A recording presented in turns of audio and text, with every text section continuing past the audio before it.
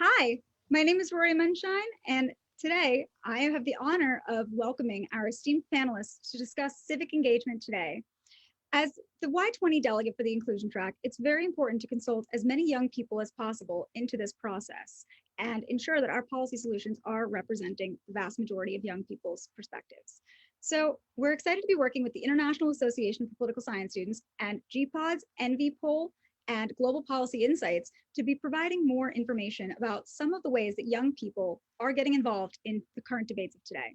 So I'd like to introduce our host, Justin Patrick, who's president of the International Association for Political Science Students, to take it from here.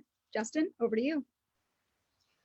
All right, so thank you so much, and welcome everyone to this meeting here as we explore youth and civic engagement. So I'm here with three panelists who are here to provide their perspectives on this topic, and as well as a number of potential subtopics that we will be exploring in a little bit more detail as we proceed. So I'm going to allow each panelist to introduce themselves and maybe provide an opening statement for members to hear. So I guess to start, I will start with Aishu. The floor is yours. Thank you very much, Justin. Greetings, everyone. My name is Aishu Narasimha-Devra, and I'm an NGO youth representative to the United Nations Department of Global Communications. I have been involved in various youth advocacy projects and have also had the opportunity to partake in some of the platforms affiliated to the United Nations in which civil society members are part of the discussions. One such platform that I've had the opportunity to be the most engaged with is the, as I mentioned, the Department of Global Communications, also known as DGC, Youth Representatives Program. This program is part of the civil society unit in the DGC that specifically focuses on engagement with NGOs and also academia.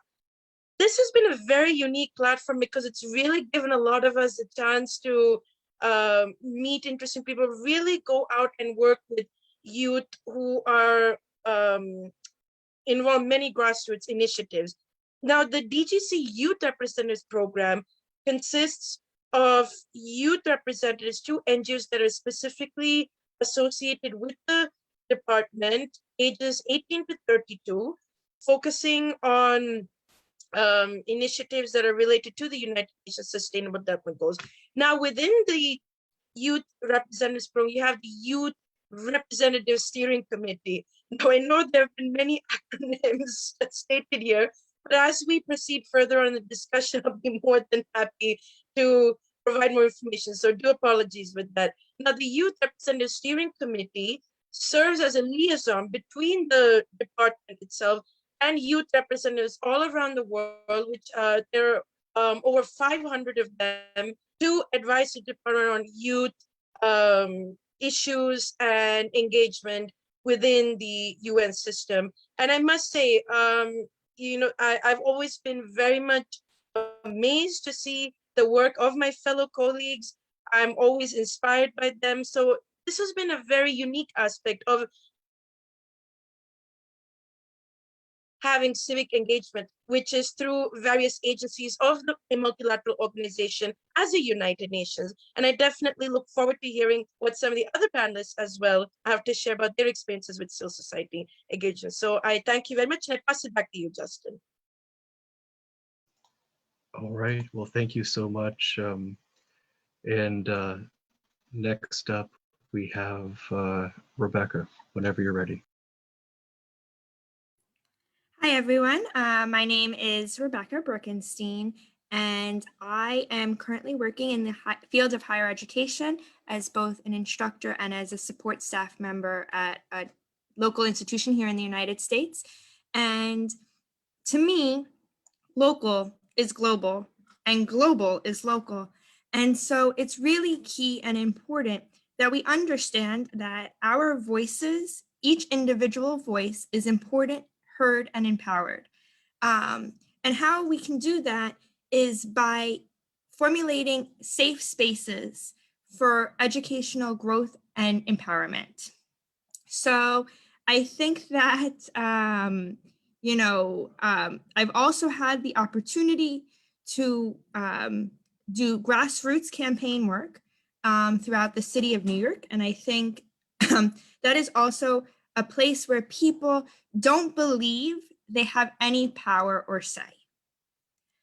But what's important is that you take into consideration that if you put yourself out into the world, you will have a say, and that you can change policy just by being you and gathering with like-minded folks to create change. And it's important to tell youth, people 18 to 30, we live in this age where we think things get done in an instant. We think that things can be, instantaneously sent to us and solutions happen right away. It's important to be mindful and remember that change takes time, and that while we have access to technology and a lot of great things like this that bring us together to create positive and sustainable change based on the UN Sustainable Development Goals and based on our own community's needs, it's important that we remember that it takes time. And that I think that is one of the things that I would leave with youth, is that just like your education takes time, so does civic change and growth. But change is possible, and that's why we're all here, because we want to hear your voices to help make change. And that is something, again, that goes back to this really important concept of local is global. All right, well, thank you so much, Rebecca. And next up, we have Arpit. So whenever you're ready, the floor is yours. Thank you. Thank you so much, Justin. And I absolutely loved what Aishu and Rebecca said, especially the bit about local is global and global is local, because that's certainly something that we believe in as well. So I am the Chief Executive Officer of a think tank called Global Policy Insights. And it's a think tank which wants to engage in public diplomacy. We believe that it is not just the governments that should be defining the realm of international relations, public policy, sustainable development, but then also the youth, also the people, not just in developed countries, but also in developing countries. And that's the reason why we have teams in both types of countries. We have, primarily teams in New York, London, New Delhi, but then we have other folks who are working with us remotely now, and thanks to everybody moving online for panels like these, and for coordinating on Slack and etc. We have people working with us from over 14 countries now. What we realized at Global Policy Insights was that the first thing that we wanted to work on was to bring people together to impact strategies for developing countries to survive through the great power competition that we are in right now. And what we realized was that, yes, while we could focus a lot on international strategic studies and international relations, we realized that you can come up with the best of the strategies for various countries, but then as long as their governance, their internal systems are not in place, they're not robust, then many of these strategies would not be implemented. And that's the reason we started working on issues such as public participation and governance, such as civil service reform. So governance as a whole, and there we were able to bring about youth, bring experienced professionals to mentor youth and to work with them to come up with viable solutions, depending on and by learning and by comparing different geographies with the others in the world. Because comparisons highlight a lot of innovative and new features that one may not have in their local societies. So we did that, and then we realized that, hey, we started working on international strategic studies. We are now focused on governance as well, because strategic studies cannot work without governance, and we realized that governance in turn cannot work without the sustainability agenda, because that's the reason why we are doing everything for all international relations is essentially a quest for different groups of people to survive and to sustain themselves. So we started working on the sustainability agenda, and you know, we have been able to bring together people. So for example, one of the initial conferences that we organized and I absolutely loved was Mahatma Gandhi's role in sustainability, and it was a youth conference that we organized in India, where we got more than 500 people from 110 countries under the aegis of Telangana Jagrati, which happens to be a local NGO, but then which partners with many more NGOs across the world. Then in addition to that, we have something called the GPODS program, where we focus on global policy, diplomacy, and sustainability. And since everything is now moved online, we bring together mentors from all across the world in these three fields to train fellows and emerging leaders in these fields, and to kind of pass the baton. So I think that when young people come together, magic happens. And when young people work in partnership with people who have the experience, it's not just that the young people learn from them, but then they leave learning a lot from the youth as well. So yeah, that would be my opening statement. All right. Well, thank you so much, everyone. I think we have a lot of things to delve into here as we proceed. So I think that one point that was sort of reiterated across everyone's response or intro was that local is global, right? And as we look, we see a lot of challenges and a lot of opportunities for youth to get involved in civic engagement from local to global levels. I guess some of the challenges that we do observe are that it may be difficult for youth to make that jump from local activism and civic engagement to more global level stuff, right? So for example, a student involved in a campus or youth involved in their local community, how do they try to connect that to, say, UN initiatives, the Sustainable Development Goals, as Arpit has mentioned, things like that. So I guess maybe we can do a little bit of alternation here, and so I'll start with Rebecca this time. So go ahead whenever you're ready. Sure. So I probably embody that kind of concept. I started my civic engagement at 5 years old with my dad, attending local community meetings and discussing local issues like sanitation and garbage pickup and things that people think are not very glamorous. And what 5-year-old would be enamored by this world? That was me. And I slowly started working my way into the New York City political sphere, which is I'm very lucky and privileged to be able to be in a country that is so open and accessible in that way. And I had the pleasure of working with different politicians throughout my youth who inspired and showed me that you can make a difference as an individual.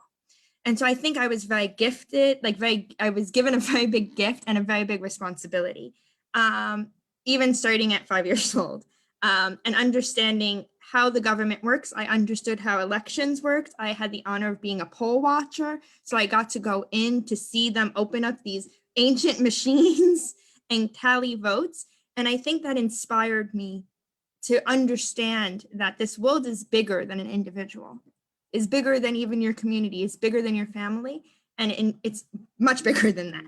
So I continued my journey, had a lot of bumps along the way. I went back into city politics and was able to be one individual that motivated hundreds of people, thousands of people, tens of thousands of people to register their children for pre-K, which was a huge honor because education is essentially important.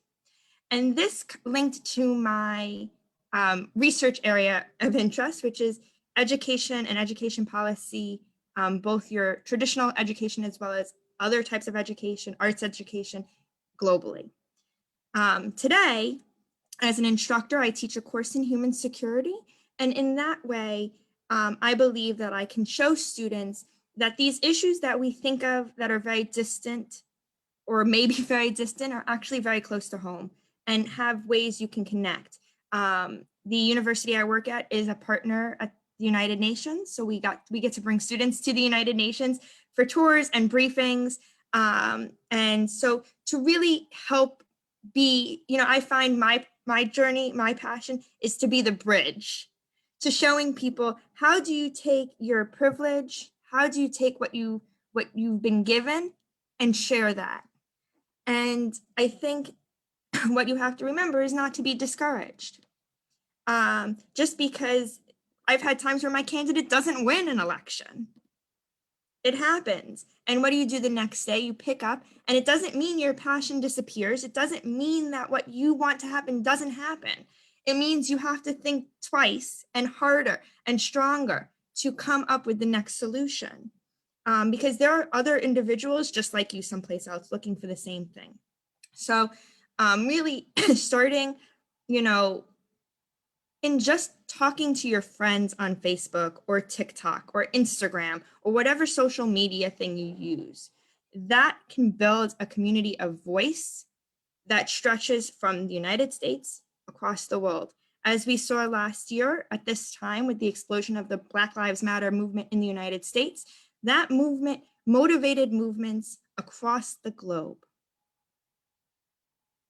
And if you look back into history, not even that far history, you can look at the Arab Spring across the Arab world. These movements were movements started by individuals and the power of a cell phone.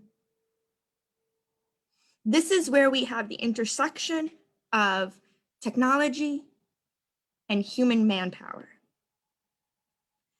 So any person can get up and decide that they want to make change. You're your own content creator. So I really think that there is a bridge, and not every person is going to get their voice heard on the steps of their Congress. Not every person is going to be the one that is their delegate at the United Nations. That's okay. It's a goal, and we should all have goals in life, but it's okay if you don't get to be the speaker at the United Nations for the United States. If you live your life as if you were going to be the speaker, that is the life to live, because that is going to make the world a better place.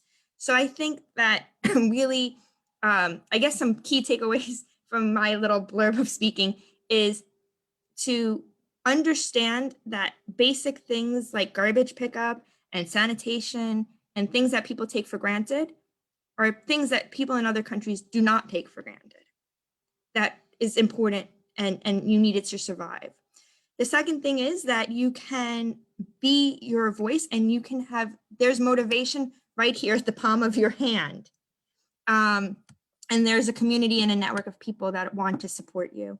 And 3 is education is extremely important. If you educate yourself, if you open your brain to ideas that are foreign from you, that may be antithesis to your own personal moral compass, that you may be able to learn something about a stranger, and you may be able to understand a concept or a situation that you had no idea about. And it's just about approaching it with empathy.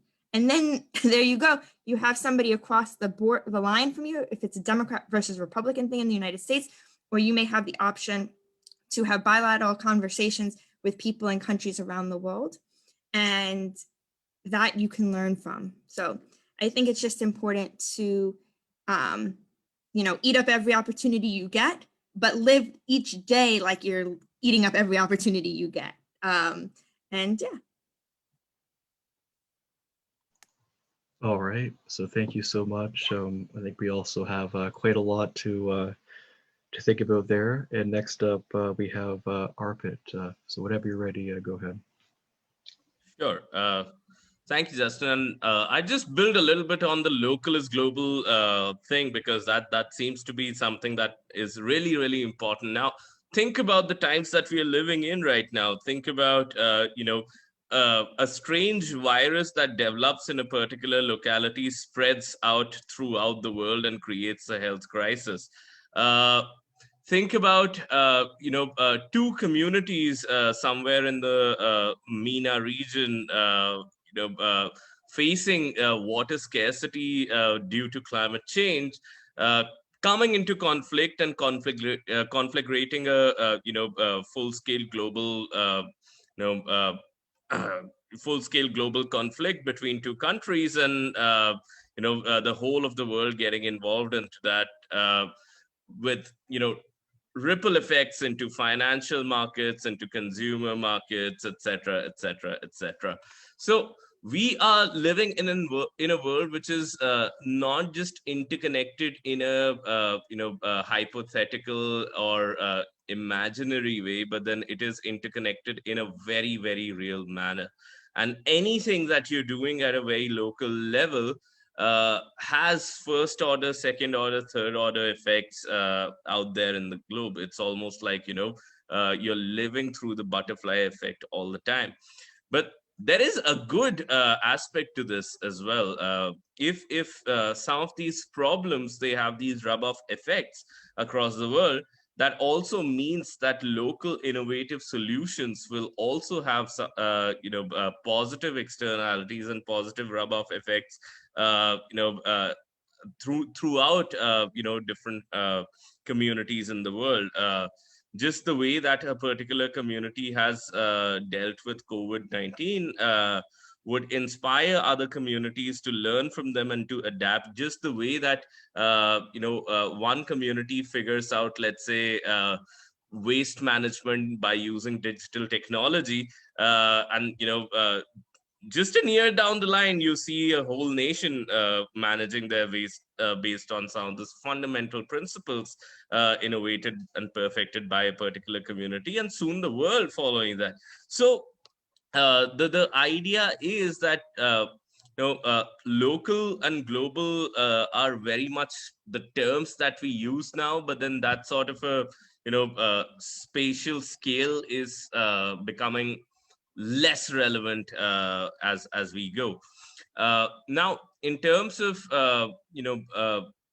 what is important to facilitate this, I would go back to a work that has been done by one professor of mine called Professor Jonathan Kirshner, along with Ravi Abdalal, who say that globalization may be breaking apart, which means that the global rules of the game may not be something where what people may be following, and we may be living in a multipolar world.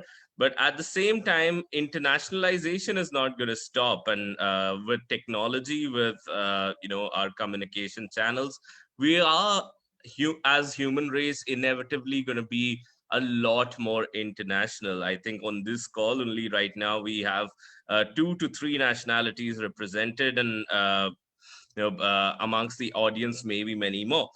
And this is the kind of world that we will be living in the future. And the idea over here is to communicate as much as possible, to communicate by trying to explain yourself in as clear terms as possible. One thing that is important in intercultural communications is to always give the other side a leeway in terms of how they are interpreting your communications and how you perceive their communications to be. And that is getting easier and easier by the day as our volume of communications across cultures increase, thanks to some of these technological innovations. I absolutely think that the other thing in addition to communication is education, and I think they kind of go hand in hand. Education is essentially a common quest for knowledge, and these are the kind of things that we are trying to do through our fellowship, where we get people from there'll be a person from Germany, a person from Sweden, from talking to a person sitting out here in India, and even to New Caledonia, who could be, combined in a unified quest for knowledge, and they are building their mental models together and building a similar, sort of a idea about where the world should go. And when you have, certain bits of agreements in terms of your vision on where the world should go, you can work together and you can make a real difference. So, yeah. All right. Thank you so much. And next up, we have Aishu. The floor is yours. Thank you very much, Justin. And thank you to Rebecca and Arpit. I'm actually also very much, I agree with the points that you have stated, education, interconnectivity, and realizing that we're all, in this together. I must say, drawing upon some of, reflecting on some of the experiences that I've been involved with, but something we've always realized is how do we get people to know more about some of the issues that face the international community? So for instance, as we brought up the sustainable development goals, I know that through the youth steering committee, we've always tried to say, how do we get people to know about this, that you're part of the solution? So the thing is, we want empowerment. We don't want, for instance, since we are mainly working with youth, I will use that as an example. Youth. Now, we don't want, for instance, say somebody in a rural village in Zimbabwe. Now, if we don't want them to only think that it's the UN or this body, or with people with briefcases, for instance, would determine, the fate of the world. They're actually part of that change. And some of the solutions that Rebecca and Arpit, you mentioned, I think that's one way of giving that sense of empowerment to youth, the example I'm using here. So I know, in fact, the one staff member in the at the civil society unit who serves actually as our mentor and advisor for the committee and to many other people around the world. She always says, how do we bring whatever is discussed on First Avenue, which is where the United Nations headquarters are located in the borough of Manhattan in New York? How do we bring what everybody's discussing to everybody? Because perhaps, as some of you may know, the sustainable development goals, not everybody even in who lives in New York may know. They may not even know that the United Nations exists there. So that's the thing. Bringing, it's that local to global connection, vice versa. However you may look at it, bi-directional. I think that it's really important to show that anybody can make a difference, even if you have a very simple idea. So if we take the example, that boy in Zimbabwe, what he realizes that unfortunately there is not enough access to education. They do not have the resources to construct a school. So maybe he sees a radio that for maybe say in some building just happens to be, and he realizes that radio can be a way of educating people. So that serves as a medium of instruction. We can see, especially during the COVID-19 pandemic, people have been using TVs, mobile phones to continue on with their lessons as operating remotely. So I think now we have to encourage people like that boy in that village, and then how his one idea can revolutionize the world. Rebecca, you mentioned about some of these social media campaigns that have really taken effect into the world. I must say, I think Arpit, you can even also speak on this, considering we both are from the same country of origin. Since unfortunately, after the death of George Floyd and the gathering of people around the world fighting for, to combat racism in India, for instance, the use of certain beauty products in order to change your complexion, that's been brought up, and in fact they changed the labeling. So that's one example of that effect you can see globally. Now, so this is what my message is, just to add on to what some of our esteemed panelists said: empowerment of individuals wherever in the world, that they're part of the solution. It's not just somebody up there who is speaking, you are very much part of it. And I know that many of my colleagues who are have been doing wonderful work in really getting people to know these goals. And one example I will state, the United Nations Development Program, also known as UNDP, they launched a survey known as the World We Want. Some of you may be familiar with that. And that actually was to gather the voices of people around the world. What do they want? What do they ultimately want to see, in the world, to make it a better place for all, that is, where everyone can live in harmony. And now that input was actually through collaborations with with the civil society, as well as governments, and then again now going back to a multilateral organization such as the United Nations, gathering those opinions and using that for the sustainable development goals, which were adopted by member states in 2015. So this, you can see, one perfect example is just these people who are right there living life every day, carrying, for what is that they want to see in the world. So I think empowerment, education, interconnectivity, and empowerment, that actually kind of is a palindrome, and that's an EIE if you take it in that sense. So that's just what I would like to add to this. And I pass it over back to you, Justin. Thank you very much. All right, well, thank you, and thank you everyone for your responses there. And this sort of leads us into the next question. I know it was mentioned that there's a need to have kind of safe spaces to conduct civic engagement, to conduct youth political activism. And I guess, what are some ways that you would recommend to youth who may be tuning into this in terms of how they can help build those safe spaces or contribute to those safe spaces for activism engagement in their community? So I guess this could also pertain to social movements, or perhaps community initiatives, or maybe some more formal groups, whether it's through nonprofits or community centers or other things like that. Because I know sometimes there is a bit of debate in literature on student and youth organizing, that in terms of which method is best, like the social movements or the more formal democratic participation structures, or if both are useful, when do we use each one as well? So I know that's a bit of a lot to think about, so feel free to even just answer part of it. But I guess the main thing is, what would you recommend to help for youth to create safe spaces for civic engagement in their communities? So I guess we can go alternate here. So we can start with Arpit. So whenever you're ready, go ahead.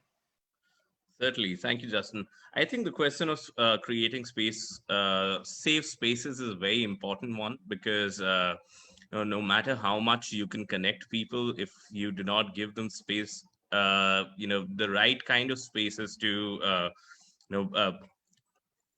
refine their mental models, and formulate their mental models, and their ideas on how public policy should be, they would make one of the two mistakes, or they would inevitably fall into one of the two pitfalls. Number one pitfall, which is really obvious, is that they would not be able to express themselves, and just be caught up in sort of a group think, and just go with the group without coming up with the innovative ideas that they may have, if they don't have a space to express themselves freely.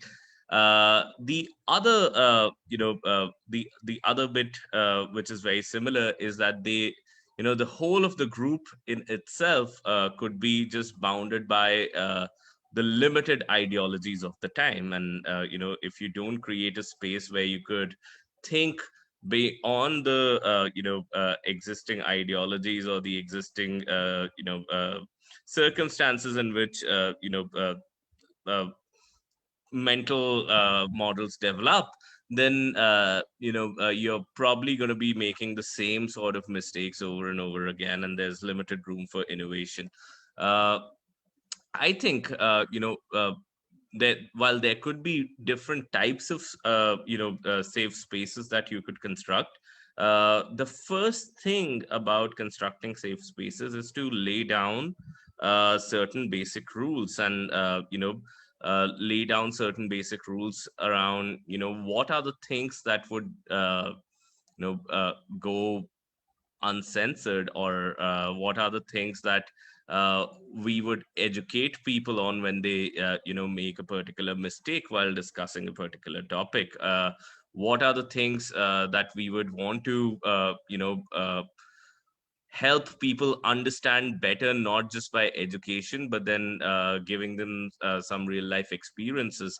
What are the things that we would, accept and reject? And those are the kind of fundamental communications and understanding that people will have to have.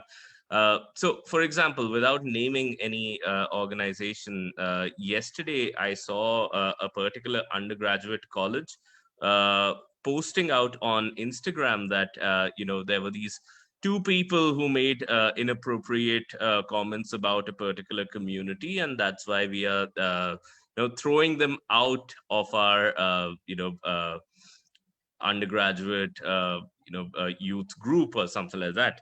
And they had named those two people over there, and I was like, this is probably not the best idea, because these guys are probably 18 to 21 years old. They are in their undergrads, and this is the time when you learn what are certain values which are counterproductive or almost intolerable for the modern society, or the modern humanitarian agenda to exist. But then just to name and shame a person who's 18 years or 19 years old out there in public uh, means in itself that that particular organization within the educational institute is not a safe space. So those are the kind of decisions, those are the kind of uh, cultural norms that one has to set in before thinking about where the space would exist. Now, as to where the space so the first thing, as I said, is that you need to build a culture of trust. You need to build a culture which is based on education and not retribution. The other bit is because otherwise the person who wants to learn will just jump onto the other extreme and would become reluctant to learn in a safe space, and would probably create a lot more unsafe spaces if they are subjected to an unsafe space. Now, I think in terms of creating safe spaces, you don't really need much nowadays. I have seen think tanks cropping up in India, in Africa, in South America, which have just started with a small, simple Facebook group or a WhatsApp chat, and then getting people together, then defining an agenda, then writing articles, doing podcasts, and lo and behold, you have a whole think tank. So I think online safe spaces, I think they have amazing potential, but then even offline, I think safe space is just this sort of a mental precinct that you can create when you find the sort of people who may be able to establish that sort of a trust. It could be right outside in your,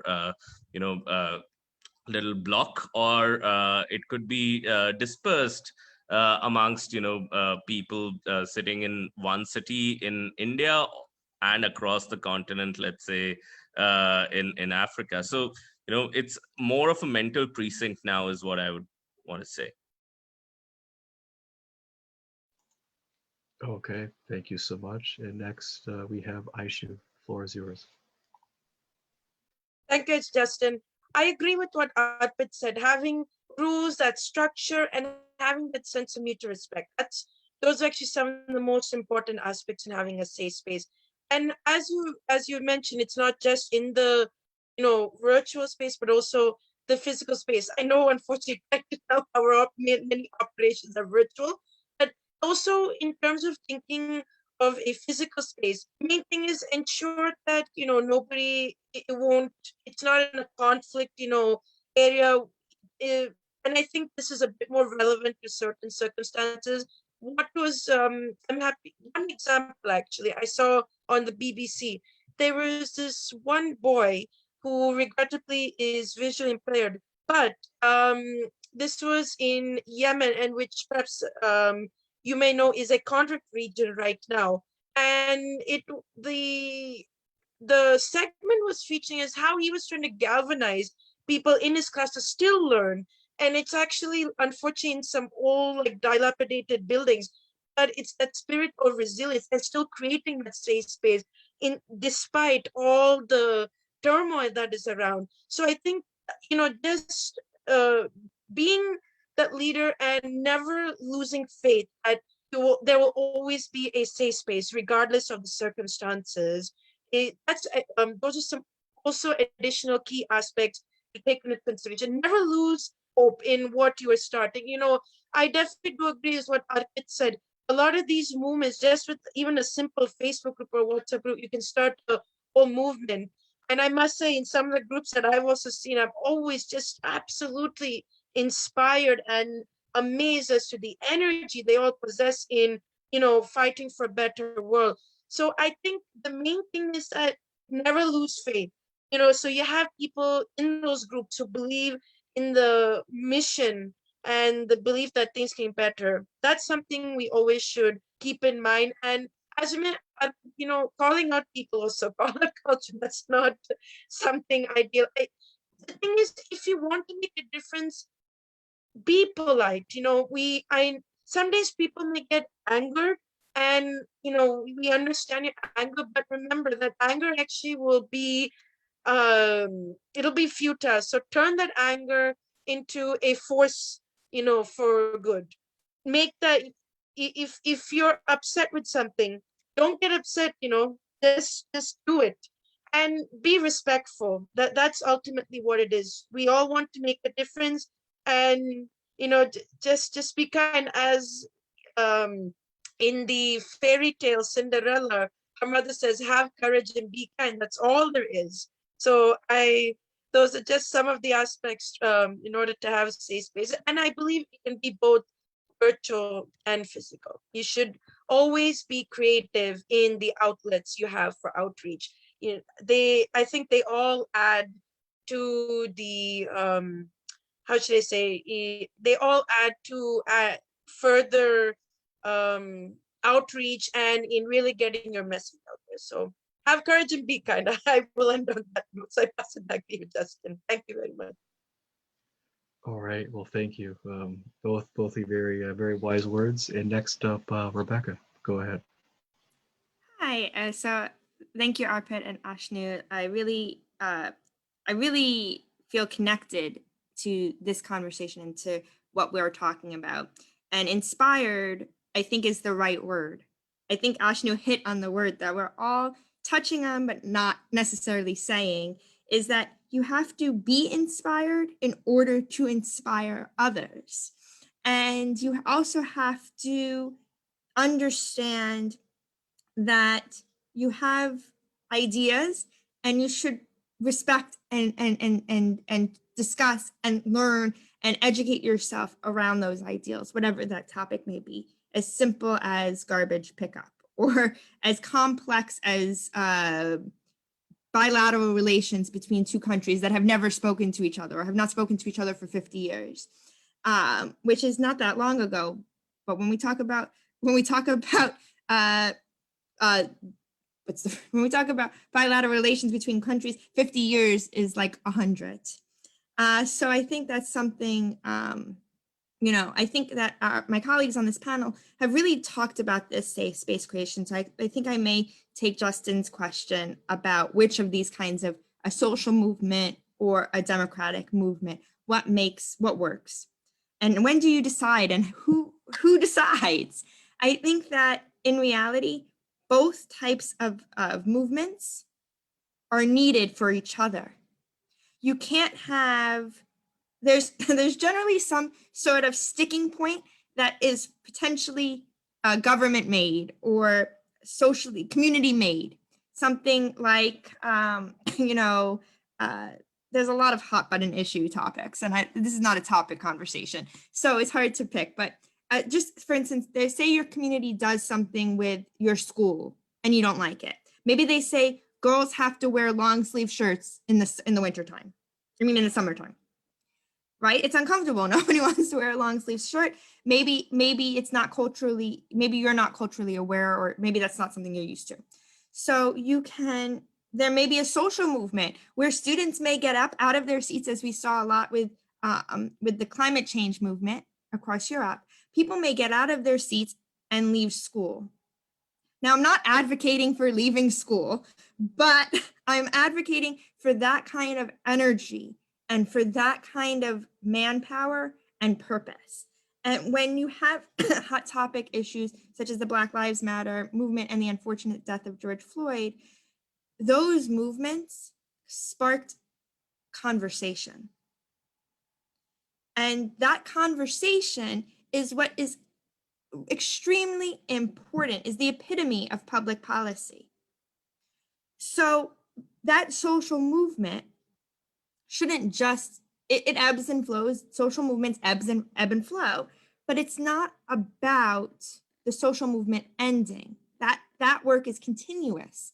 You know, we may not see protests out on the street anymore, but that doesn't mean that the solution has been solved and that the problem has been solved and everything is fixed. It means that we have to continue that conversation. These protests were about bringing justice and conversation. So after that social movement period of time, that kind of goes into this democratic process where public policy and law and it has to be made or developed or changed. And that in itself can also be a social movement because people will pick up signs and say, you know, voting rights for all, women's rights for all, LGBT lives matter, Black lives matter. You know, these things, these movements lead to policy change. And policy change, we think of this big scary thing, this nebulous ghost that lives in your closet. It's not. It doesn't have to be. It doesn't have to be scary. And it can really be a conversation.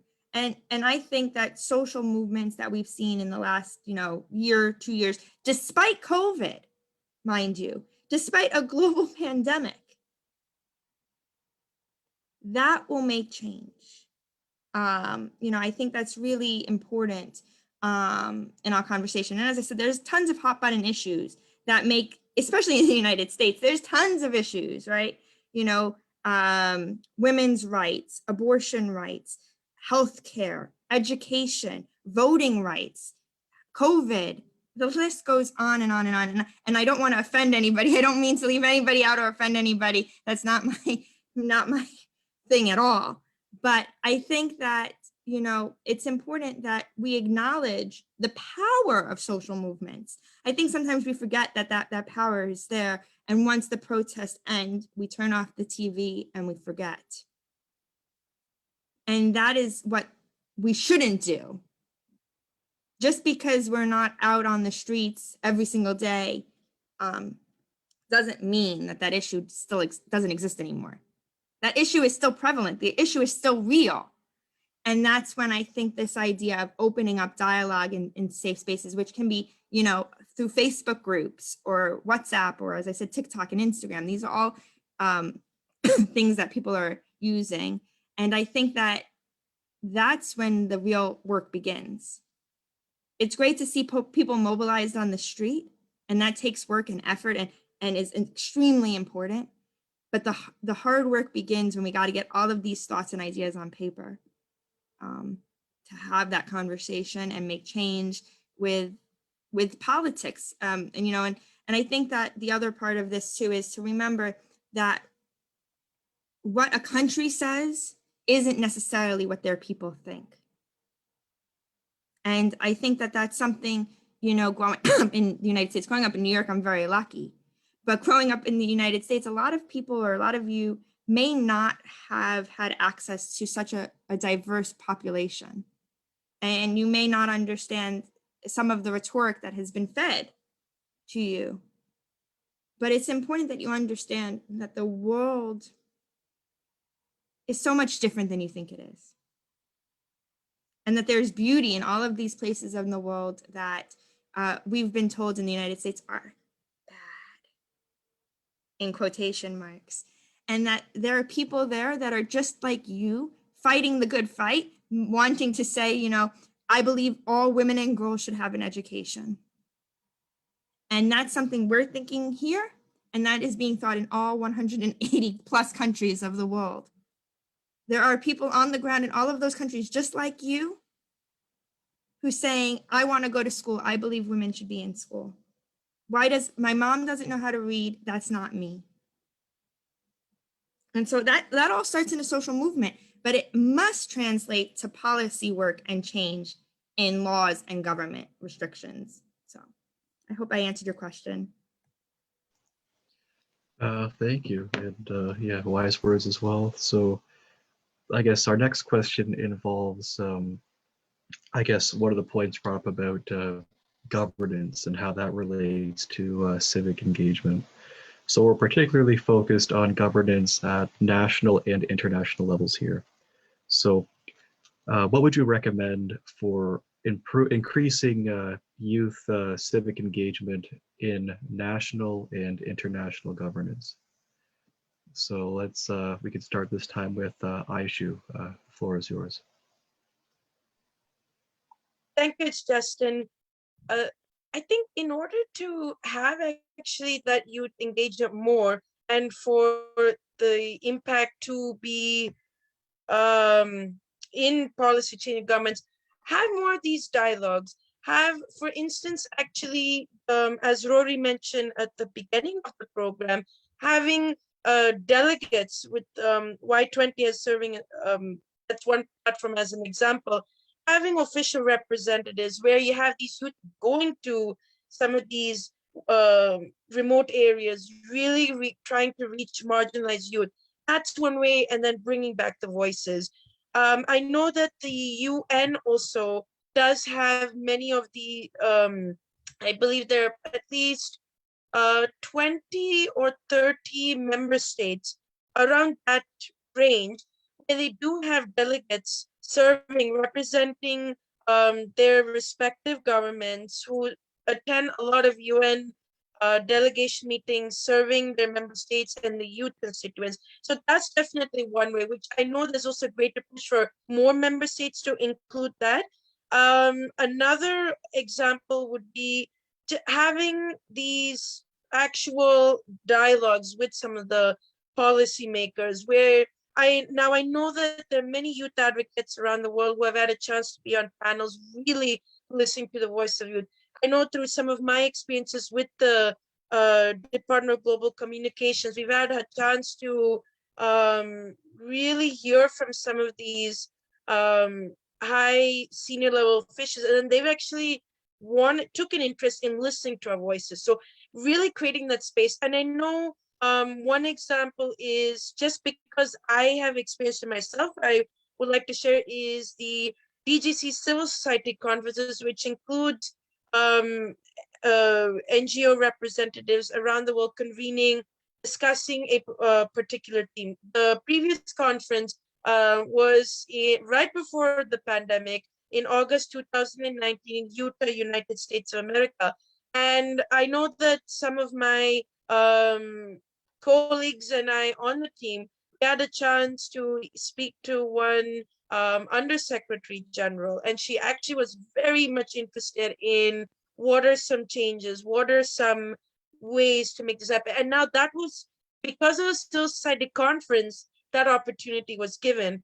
I know that even, and the theme of that conference was Sustainable Development Goal number 11, building sustainable cities and inclusive communities. There was one word added to encapsulate more themes. So yes, so going on that line of inclusivity in that sense. So now creating these dialogues, so really having people coming one-on-one, that's very important. And I think just having the survey as a, as I mentioned, the World We Want survey as one platform, if governments could work with various actors and actually have these surveys being, this is just one example, being, distributed to people on the ground. And for instance, having some of those delegates, as I mentioned before, being as a Catholic force in outreach, that's definitely one way. So I am sure Arpit and Rebecca, you also have wonderful suggestions. So I definitely pass it back now to Justin. Thank you. All right, thank you. And next up we have Rebecca. Go ahead. Sure. So I think some of the ways to build that dialogue is to actually go out and meet the candidates when you have elections in your town, city, community. Not all of us can, of course, meet a presidential candidate, but there is a way to meet local candidates. They generally do, not during COVID, I guess, but they generally do some sort of like what I like to call in politics, kiss the baby tours, where they come around to the neighborhood and they want to meet people. And this is a great way, and it's not just about show. This is a way where you can come with your group or by yourself, and you can hand them a petition. You can hand them documentation. You can hand them things. Well, they might not hold it, their staffers will, and those people will look at it and want to understand where you're coming from. And then you may be brought in to talk to them. You may be the expert on that subject. So that's one way. Another way is, of course, calling your local officials, emailing them. I can talk about an experience with COVID. I reached out to my my senator for my state when I realized that this large vacant area where I thought would be a perfect drive-through vaccination clinic that was not being utilized. Now, did I hear anything? No, but I'm sure somebody in his office looked at that email and said, hey, that actually makes sense. I understand what she's saying. You can have that reach. That's why most of the people, or some people, some places can, that's one way. Another way is internships and externships. Many elected officials at the city, state, federal, and international level offer internships. I know students that have interned at The Hague, that interned with senators and state senators. And those kinds of interactions really almost guarantee you a one-on-one interaction with the Chief Justice or with you can ride an elevator with somebody. And that can change their perspective. You can take 30 seconds and have your pitch. Always have your pitch. Always come prepared for the conversation. I think that is some ways we can really bridge the gap and have that conversation. It's not perfect. It's not foolproof. You might not get your way, but you may get somebody that listens to you, even if they can't do anything. It's okay. They may agree with you. So I think that's one of the big things is definitely reaching out, send emails, write letters, talk to people, even things like the food in the cafeteria at your college. How many people complain about the food at the cafeteria in their college? I can't tell you how many times I've heard that complaint. Well, what can we do about it? Or things when we mobilize on campuses around specific events, potentially, unfortunately, if a student commits suicide, we come together over this bonding experience to heal and to grieve. But that opportunity can also be a conversation about what mental health is like on campus. How do we change that? And by just your one institution could potentially be a catalyst for another institution someplace else. So I think that is some ways that we can kind of connect in both a local, federal, and global level.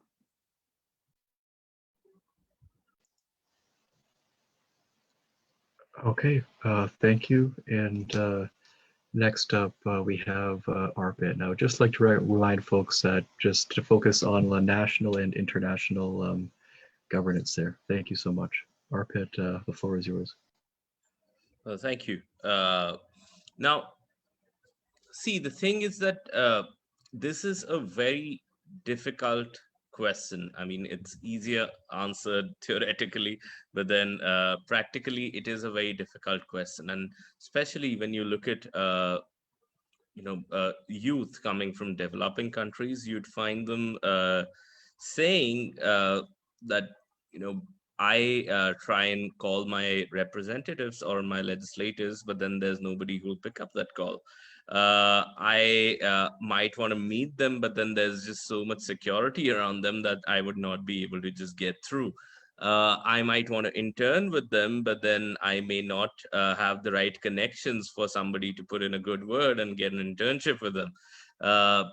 So with the cultural milieu and the economic circumstances in some of the developing countries, some of the listeners may be thinking that, okay, how do I enter some of these spaces, or how do I make my voice heard if I do not have certain formal mechanisms in place?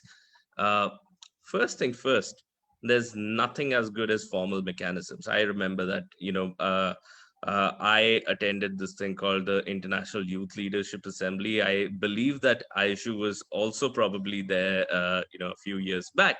And there I got to, meet various people who were, ministers, UN officials, you know, sort of second in line to heads of states to various countries, and we could get our voices heard. So the idea is that first, formal mechanisms, they're absolutely the best.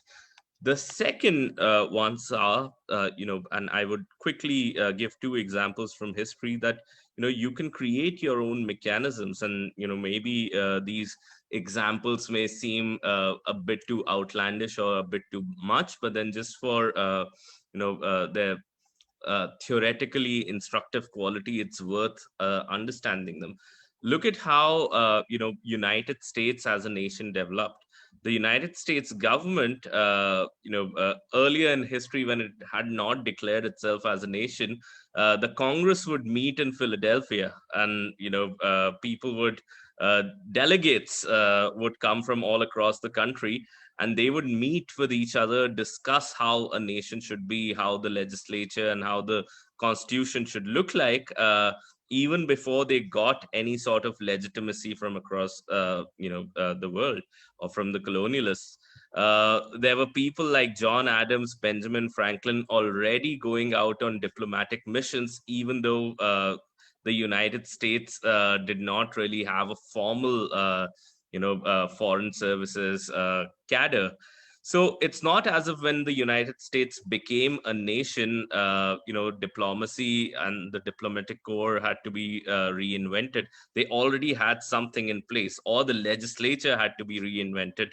They already had something in place which took place of or which filled the vacuum of something which wasn't even there. So they created a formal channel out of these informal sort of associations. Similar is the case with India. So when India was under the colonial rule, you find the Indian National Congress inviting delegates from each district in India, and sort of forming a shadow government or their own image of what a government should look like. And then when the colonialists left, they did not have an empty structure. They had a government which was based on very different rules, which was based on democracy, on elections. But then it had already been there in practice, in structure, right there in the background, since many years before it got that sort of a legitimacy. So my idea is that first form those informal structures, make them a lot more formal, and sooner than later you will get the legitimacy. You don't have to be in the government directly. You sort of find your own ways to form these societies that become either government themselves or start playing a super solid part in a government. So imagine even meeting a senator just as an individual, or just as a chairperson of a youth group in your particular district. uh, you would get a much better access in the latter case. So my closing summary of that is that don't wait for getting into the government. Get people together, bring structures together for people to associate with, and identify your causes, and you will sooner than later find yourself in a space where the government or the decision makers at the national and international level start listening to you, and you becoming those people yourself. All right. So thank you so much. And I think that we have some time for some closing statements here. So thank you everyone for your participation over the course of this panel. I think we had some great answers and a lot of things to think about on a variety of subtopics of youth civic engagement. And yeah, so I guess maybe it might be good to, if there's ways that youth can get involved, or you could also mention some of the organizations that you're involved with, if you would like youth to check those out. And yeah, so I guess we can start with Rebecca, whenever you're ready. Sure. So I think the key takeaway here is don't get discouraged. That there are people that are like you all across the world who want to make a difference and change. And I think it's important that we just keep that in mind, and that there always is a community of people out there that want to hear you and want to support you and to hear your voices. So I think, finding organizations that relate to topics you're interested in is a quick, simple Google search. Of course, check your sources, double check and triple check everything, but use that as a tool to get involved. And to find like-minded individuals, I think is really the most important. As I said, I work in college, so sometimes your college or your community may also have some local groups and activities you can get involved with to have your voice heard about whatever topic you are interested in. So I think that that's the main takeaway. Right now, I'm in limbo. I don't really work for anybody of great interest, or, I'm not quite a part of things of great interest, but that doesn't mean that you can't find those things out there. When I was in school, I was part of NEPSA, the Northeast Political Science Association, and CTON, the Committee for Teaching About the United Nations. So Ashnu may know that committee quite well. So I think that, I was able to present at conferences, those kinds of things, those kinds of outlets are great for getting your feet wet on the policy conversation. Okay, thank you so much. And next up, Arpit, the floor is yours. Sure. I think some of the key takeaways that we should leave with is you don't need anybody's permission to make positive change in this world. It starts with you. But point number 2 is that it will not end with you. You will not be able to make any positive change all by yourself. Which means that you have to connect with others, and you can create your own communities in order to do that.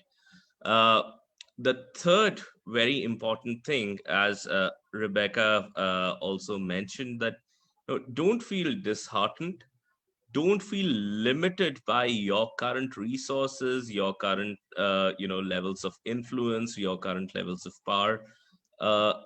Influence, resources, power, all of these things, they are built day by day. It is not something that you would have from day one. Nobody has had it from day one.